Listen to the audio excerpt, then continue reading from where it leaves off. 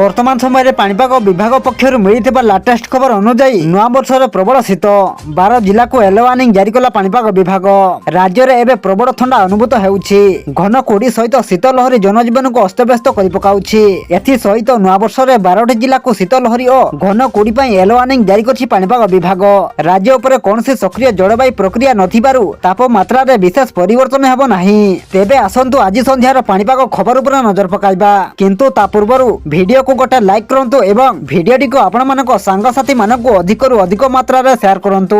जदि आम चैनल रे आपण प्रथम थर वीडियो देखुछंती ताहले एबे ही चैनल को सब्सक्राइब करी पाखरे थिबा बेल आइकन को प्रेस करी ऑल नोटिफिकेशन को ऑन कर रखंतु, जहा द्वारा आगो को पाणीपाग संबंधी लाटेस्ट अपडेट आपण माने सर्वप्रथमे आम चैनल माध्यम रे पाई परिबे।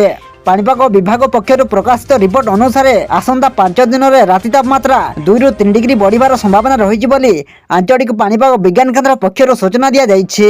गत 24 घंटे राज्यर 12टी सहर तापमात्रा 10 डिग्री तले रही। राज्यर सर्वनिम्न तापमात्रा 4.3 डिग्री सह जी उदयगिरी सबुठु ठंडा सहर पलटि थिला।